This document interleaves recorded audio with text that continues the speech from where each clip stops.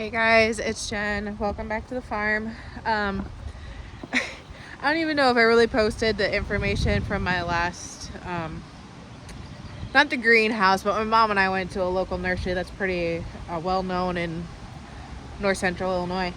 And I had to go back and get more things. So I will insert the clip of what I got the last time, I think. And then I'll show you what I got now. So these are two of the plants I got. One, I broke down and purchased a blueberry plant. It is a North blueberry. Supposed to be cold hardy for us. Ours from TSC just look terrible. One is completely dead, and I'm debating about popping these berries off because I'm not sure that it's really good for them, and it's looking kind of yellow, and I thought it looked better when I picked it up. So we might have to do something about that. I got to do some research, but I don't think they're supposed to be this yellow. This is actually a hellebore. I have a hellebore already and I love it. It blooms super early in the season. This one is a New York Night, and they're also called a Lenten rose because they bloom so early, you know, around Lent and stuff. This was $27. I kind of want to croak, but I really haven't liked the hellebore I have. I like that it blooms so early, and it's just a unique flower. I like unique things.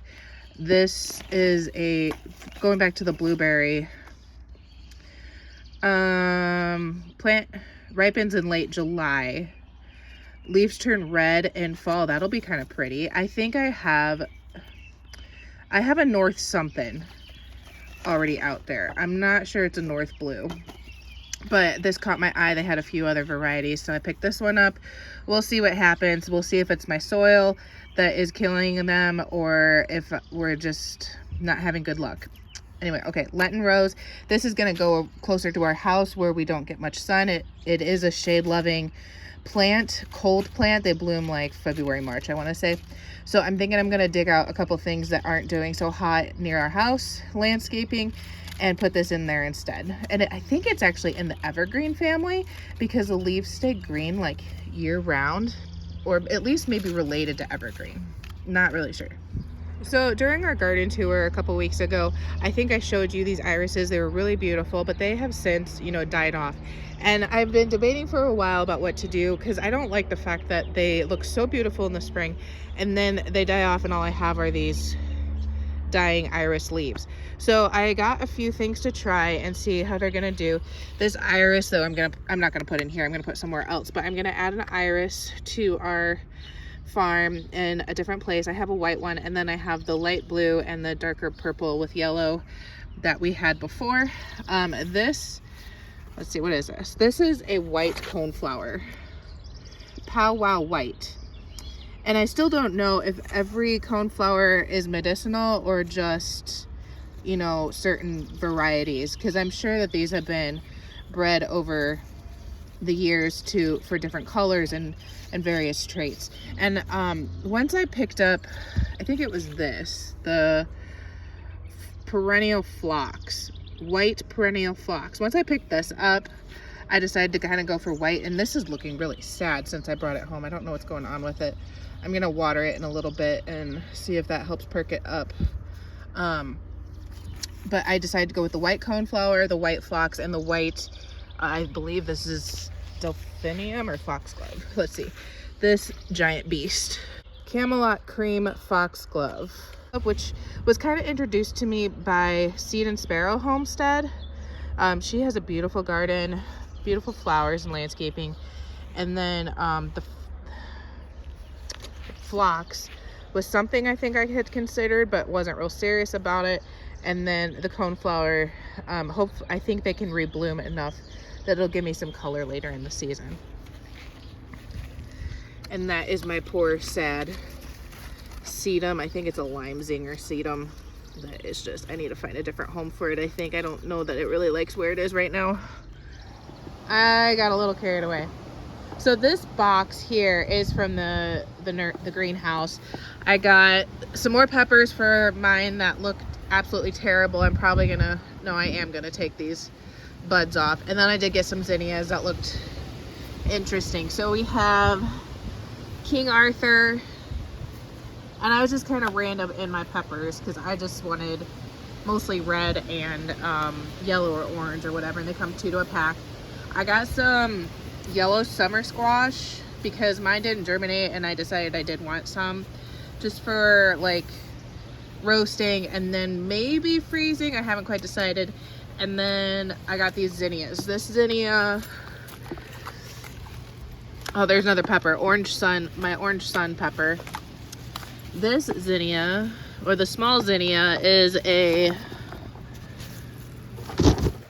Hera double salmon. We'll see how that looks.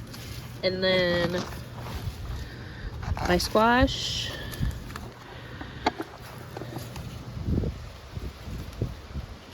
Queen Red Lime zinnia. So I am going to water some of this before I forget. And then the big nursery that we went to, my mom and I went to a couple weeks ago, I got the blueberry plant, and it was pretty expensive, but they had them like 25% off, and it is already starting to show fruit. And actually I plucked a few off for Ellie while we were there. So I'm like, well, I'll get some more. So this is a North Blue blueberry, and that is another North Country blueberry. And then I got a Caroline raspberry and a Heritage. Yeah, I think a Heritage raspberry. Not that we eat a ton of raspberries, but I also don't like to buy raspberries because I think they're too expensive. So now we have our own. And that plant back there is actually a peony I pulled out to plant the hellebore right at that corner. I just haven't found a home or gotten it to anybody yet. So this is the reason I got more pepper plants. As good as my pepper plants were looking, they look terrible now. And I don't know that it's disease. Some of it I think is bugs. I've noticed some bug damage. This one's trying to produce fruit, and that's not going to do it any good right now.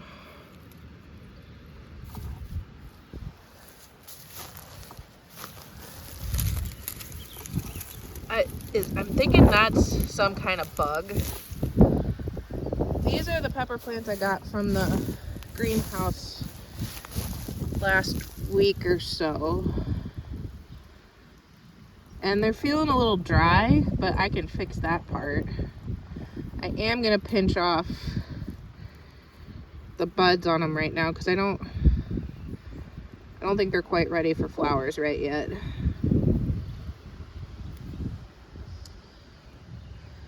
So I think I'm just gonna cut my losses on the peppers that I grew and replant with the ones I got from the nursery. All right, so I did put them like right next to my existing peppers, which are probably gonna die anyway. And I don't normally top my peppers, but this is already starting to like bear fruit, and I'm gonna just like kind of take that off. Kind of want to see how good that one gets. But these two are King Arthur right here and here. These two are Jupiter here and here, and then those two are orange something, I think. Orange sun here and there. Sorry, I can't hardly see in the sun. And then like my sage has some pretty severe bug damage. These peppers have bug damage. The bunnies ate my one and only Sheboygan tomatoes. My other tomatoes still don't look good. Here's our resident toad. He's been in here for a few years now. We startle each other once in a while. I just found a whole plethora, I don't know if you can see them, earwigs. They are climbing everywhere. Are earwigs my problem? I mean, they're everywhere right here. I've never had earwigs like this.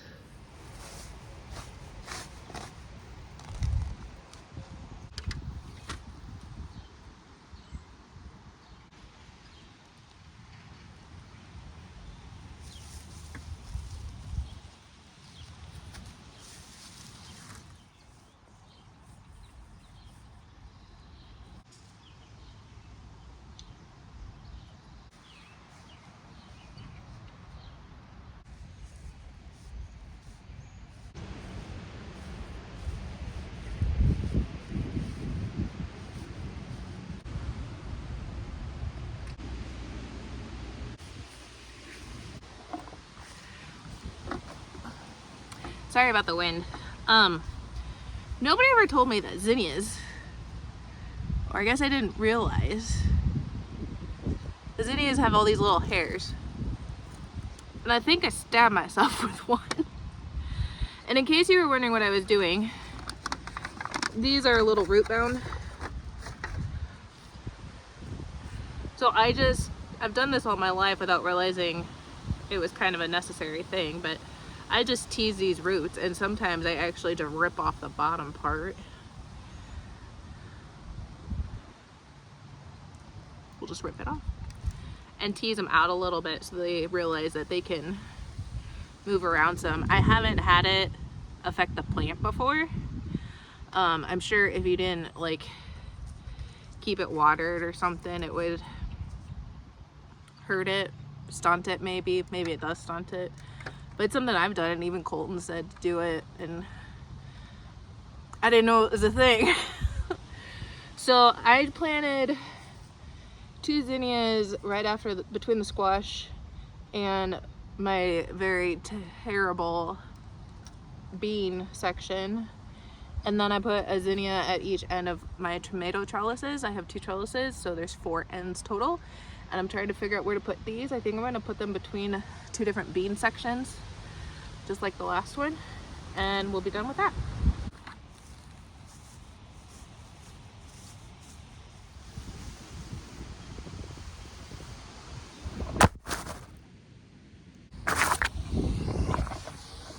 Didn't last very long. I tried to set you up to watch me, and next thing I know, I'm looking over and you're in the ground. My red onions are not doing nearly as well as my yellow onions, and I'm not sure why. They're both planted in compost, both on top of the cardboard with the straw. The yellow onions might get a touch more sun, but not a lot. It's already about 3 o'clock and the shade is starting to get on the garden already. I replanted, so way out there, stand on you, maybe that'll help keep you. So way out there, I had carrots and I planted them. I actually pre-sprouted them and it worked. And they germinated. I saw them take hold, and then next thing I know, they were all gone. So I don't really know what happened. Like a lot of things start looking good and then they just died. I don't know why. Same with our fruit trees. They were looking really good and then they just look like they're gonna die. I talked to Colton about it and my dad. I'm like, maybe we got overdrift from the neighbor's field, and they both thought we were too far away. It used to be you could talk to the district farm advisor or the extension office in town, but they don't have either of those things anymore. They're probably just going way too digital and stuff. But I'm just gonna keep watering things since we're not supposed to get much rain this week, so might as well help them out a little bit. So I'm not sure. Colton thought they were coming back, but I haven't looked at them in maybe a week, and I'm really worried because this is the second year that we've tried to grow fruit trees and they're just not doing well. But the blueberries were doing good, so we got more blueberries. And Ellie and I probably eat the most of the blueberries for like muffins and oatmeals and stuff like that. If I had more, I'd probably make some pies. Pies are always good. Some people say to water at certain parts of the day. I just, with the way my life is, I am doing it when I can. My mom always watered in the evening. She felt like if she watered during the day, it could blister, sunburn the plants. Some people do it in the mornings so it evaporates. Like if you talk to the veggie boys, that's what they do. I just do this because it works for me. I do have a hole in the garden right here with nothing planted. I might try planting some more beans. Thought about doing it back where they didn't grow, but I planted my squash there instead. I did put some DE on the peppers, but now that I'm watering in, it's probably, you know, kind of pointless. But I don't know if it's earwigs, ants, aphids. My tomatoes have been affected. The potatoes have been affected. Peppers. Just about everything. So whatever pest gets all crops. Okay, we're out in the orchard. Right here we have our 2 blueberry bushes, and then there's 2 more up there. We have this little garden cart that Colton had for forever, and then we put a 60-gallon water tank, poly tank, because it can be used for more than just water, that I had for my horse days, and that's what we water some of this outside stuff when there's no rain, and there's like no rain forecasted for this week or something. So I thought when I planted them, I'll just fill it up with like 20 gallons or something, and then I can water them instead of carting a bucket back and forth. But we're gonna put the 2 new blueberry bushes between the existing stuff that I never really did get that one cleaned out. Like, it's all full of weeds. The fruit trees looked terrible not too long ago. Some of them are looking better. But just, man, they just don't look good.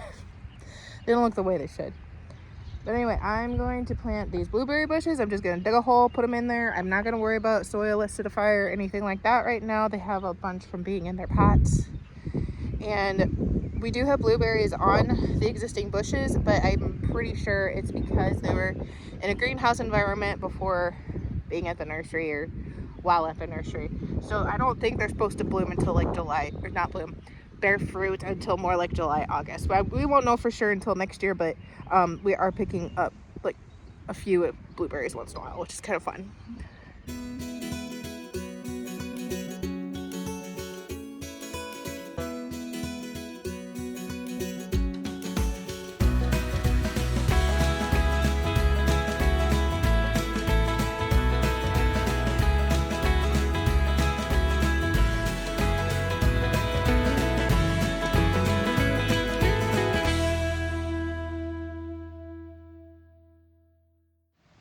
Okay, so the orchard is like way back over there. Then we have our chicken coop, and we have our sweet corn patch right here.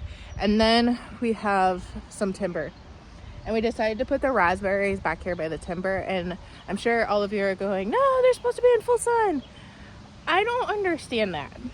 Because when I go over to the timber, like my family's timber that I grew up on, Trail Road, know like the back of my hand, the blackberries, black raspberries, brambles are all in timber lines, and they're all in shaded areas. So they must grow there for a reason. And plus right here, if they start getting out of control, they're just gonna go in the timber. You know, we can mow off this section that's near the sweet corn, but they can go off wild in the timber and it won't matter, you know, because raspberries tend to spread and be prolific. Am I worried about the 2 varieties mixing? For like research purposes, yes. But at the end of the day, as long as we get strawberries, they kind of come at slightly different times, I don't care. We're getting strawberries. It will be nice to know which one's a better producer, which one we like better. But if we can figure that out in the first few years before they go, you know, wild, it won't matter. But we need to get moving on to the next thing. We gotta pick up Ellie from my parents, find something for supper. We are both very exhausted. But I want to thank everyone for joining us. I hope you enjoyed it. I know it was kind of random and it wasn't a ton of information. It was mostly me putzing around trying to fix things in our garden and feed my plant fetish. But I really appreciate you guys coming along and seeing us. Please consider subscribing, liking the video, commenting, ask us questions. I'll see if I can answer them, give us suggestions, you know, all those things. We really appreciate it. It helps our channel, and we're really close to 500 subscribers, which is kind of like amazing to me. I started this spring with about 150, 170, I think, and to be at 500 already, it's just kind of, you know, wild to me. I picked it up as just something fun that sounded fun to do this spring on top of all the other crazy we have going on, and somehow managed to keep it going for a bit. So anyway, thanks guys. We'll see you again. Have a good night.